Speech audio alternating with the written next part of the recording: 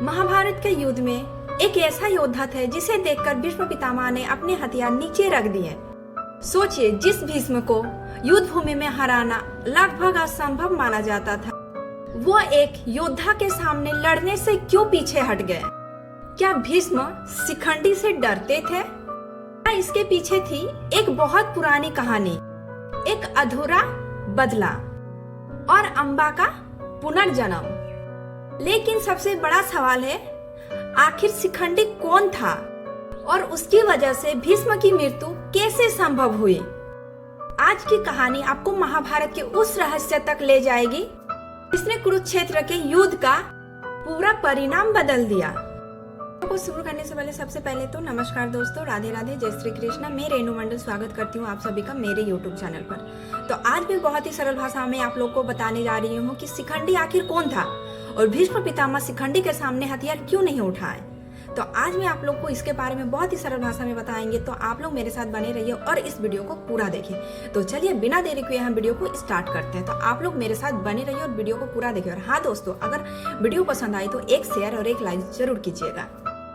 कहानी शुरू होती है अंबा से। कहानी हमें महाभारत के युद्ध से बहुत पहले ले जाती है। काशी के राजा की 3 बेटियां थी, अंबा, अंबिका और अबालिका। हस्तिनापुर के राजा विचित्रवीर्य के विवाह के लिए भीष्म काशी पहुंचे थे और तीनों राजकुमारियों को अपने साथ हस्तिनापुर ले आए। लेकिन अंबा के मन में पहले से ही एक और राजा के लिए प्रेम था। जब भीष्म को यह बात पता चली, उन्होंने अंबा को उसके मनचाहे व्यक्ति के पास जाने की अनुमति दे दी। लेकिन यहीं से अंबा की जिंदगी बदल गई। उस राजा ने अंबा को स्वीकार करने से इनकार कर दिया। अब अंबा वापस भीष्म के पास आई, लेकिन भीष्म अपनी प्रतिज्ञा के कारण विवाह नहीं कर सकते थे। अंबा के सामने अब कोई रास्ता नहीं बचा था और यहीं से उसके मन में भीष्म के प्रति गहरा क्रोध पैदा हुआ। अंबा ने मन में ठान लिया, मेरे जीवन का सबसे बड़ा कारण भीष्म है और मैं उनके विनाश का कारण बनूंगी। कहा जाता है कि उसने कठोर तपस्या की और भगवान शिव से वरदान मांगा। उसकी इच्छा थी, मैं भीष्म की मृत्यु का कारण बनना चाहती हूँ। उसे भविष्य में भीष्म के पतन का कारण बनने का अवशासन मिला। लेकिन कहानी यही खत्म नहीं हुई। अंबा ने अपने अगले जन्म में फिर जन्म लिया और यही जन्म आगे चलकर शिखंडी के रूप में सामने आया।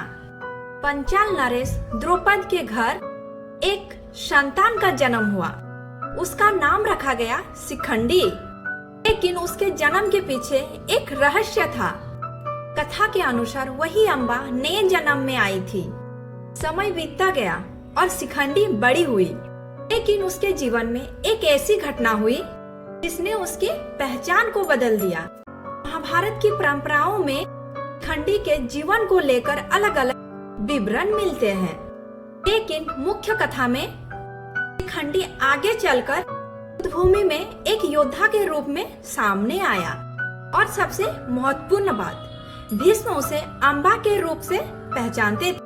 अब समय आ चुका था कुरुक्षेत्र के महान युद्ध का। एक तरफ पांडव थे और दूसरी तरफ कुंवर सेना के सेनापति बने भीष्म पितामह। भीष्म युद्ध भूमि में भयंकर पराक्रम दिखा रहे थे। उसके सामने आने वाला कोई भी योद्धा आसानी से टिक नहीं पा रहा था। पांडवों की सेना को भारी नुकसान हो रहा था। श्री कृष्ण जानते थे कि अगर भीष्म को रोका नहीं गया तो पांडवों की जीत बेहद मुश्किल हो जाएगी। लेकिन समस्या यह थी कि भीष्म को हराएंगे कौन? भीष्म कोई साधारण योद्धा नहीं थे। उन्हें इच्छा मृत्यु का वरदान प्राप्त था। वे स्वयं तय कर सकते थे कि उन्हें मृत्यु कब स्वीकार करनी है। लेकिन उनके जीवन में एक बात ऐसी थी जिसे वे अपनी मर्यादा से जोड़कर देखते थे। तय किया था कि वे शिखंडी के सामने हथियार नहीं उठाएंगे, क्योंकि वे उसे स्त्री के रूप में देखते थे। श्री कृष्ण ने इसी बात को समझ लिया यहीं से शुरू हुई पांडवों की सबसे महत्वपूर्ण रणनीति। युद्ध के 10वें दिन अर्जुन को भीष्म के सामने भेजा गया, लेकिन अर्जुन के सामने एक बहुत बड़ी समस्या थी। जिस व्यक्ति को वो बचपन से पितामह मानता आया था, उसी पर उसे बाण चलाना था।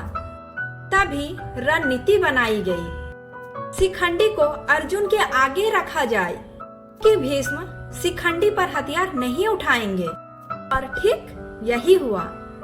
शिखंडी आगे बढ़ा, के पीछे अर्जुन खड़े थे।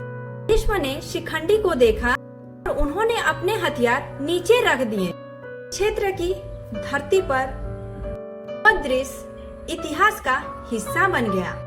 एक तरफ खड़ा था शिखंडी, के पीछे गांडीवधारी अर्जुन, और सामने थे भीष्म पितामह। भीष्म जानते थे कि अगर वे शिखंडी पर वार नहीं करेंगे, अर्जुन को उन्हें रोकने का मौका मिल जाएगा। लेकिन उन्होंने अपनी प्रतिज्ञा और मर्यादा नहीं छोड़ी। अर्जुन ने अपनी बाणों की वर्षा शुरू कर दी। एक के बाद एक बाण भीष्म के शरीर पर लगते गए। अतः भीष्म युद्ध भूमि में गिर पड़े, लेकिन वे धरती पर पूरी तरह नहीं गिरे।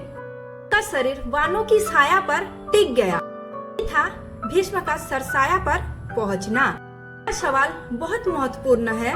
कहानी को केवल इतना कहना सही नहीं होगा कि शिखंडी ने अकेले भीष्म को मार दिया। वास्तव में शिखंडी की मौजूदगी ने भीष्म को हथियार उठाने से रोक दिया, जबकि अर्जुन ने उन पर बाण चलाए। इसलिए शिखंडी की भूमिका भीष्म के पतन में बेहद महत्वपूर्ण थी, और इसके पीछे अंबा की पुरानी प्रतिज्ञा की कहानी जुड़ी हुई थी। कहानी जिसे भीष्म ने वर्षों पहले अंबा के रूप में देखा था, यही कहानी वर्षों बाद शिखंडी के रूप में उनके सामने खड़े थे। महाभारत की सबसे अद्भुत बात सामने आती है। भीष्म को इच्छा मृत्यु का वरदान प्राप्त था, इसलिए सरसाया पर गिरने के बाद भी उन्होंने तुरंत प्राण नहीं छोड़े। वे सूर्य की उत्तरायण होने की प्रतीक्षा करते रहे। उन्होंने युधिष्ठिर और पांडवों को धर्म, राजनीति और जीवन से जुड़ी अनेक महत्वपूर्ण बातें बताई। इस तरह युद्ध भूमि में घायल होने के बाद भी भीष्म ज्ञान देते रहे, और अतः उचित समय आने पर उन्होंने मृत्यु को स्वीकार किया। तो आखिर शिखंडी कौन था? महाभारत कथा के अनुसार शिखंडी का संबंध अंबा के पुनर्जन्म से था। अंबा के मन में भीष्म के प्रति जो प्रतिशोध था, ही आगे चलकर शिखंडी की कहानी से जुड़ गया। लेकिन इस कहानी को बदले की कहानी मानना भी अधूरा होगा, क्योंकि महाभारत बार बार दिखाता है कि धर्म, प्रतिज्ञा और समय तीनों मिलकर इंसान के जीवन का दिशा बदल सकते हैं। भीष्म महान योद्धा थे, फिर भी उनकी अपनी प्रतिज्ञा ही अंत में की सबसे बड़ी कमजोरी बन गई। दोस्तों, महाभारत में शिखंडी केवल एक योद्धा नहीं थे, वो एक ऐसी पुरानी कहानी का हिस्सा था जो अंबा से शुरू हुई और कुरुक्षेत्र में आकर पूरी हुई। और शायद महाभारत की यही सबसे बड़ी सीख है। कभी कभी अतीत में लिया गया एक संकल्प वर्षों बाद इतिहास बदल देते हैं। तो दोस्तों, अगर आपको महाभारत में ऐसे ही रहस्य और रोचक कहानी पसंद आते हैं तो वीडियो को लाइक करें, चैनल को सब्सक्राइब करें और कमेंट में जय श्री कृष्ण जरूर लिखें, क्योंकि अगली कहानी में हम जानेंगे महाभारत में ऐसा कौन सा रहस्य था जिसे खुद श्री कृष्ण जानते थे लेकिन हर किसी को नहीं बताया। तो अगली वीडियो में हम यही टॉपिक लेकर बात करेंगे। तो आप लोग मुझे थोड़ा प्लीज सपोर्ट कीजिए और मुझे मेरे साथ बने रहिए। तो धन्यवाद दोस्तों, राधे राधे, जय श्री कृष्ण।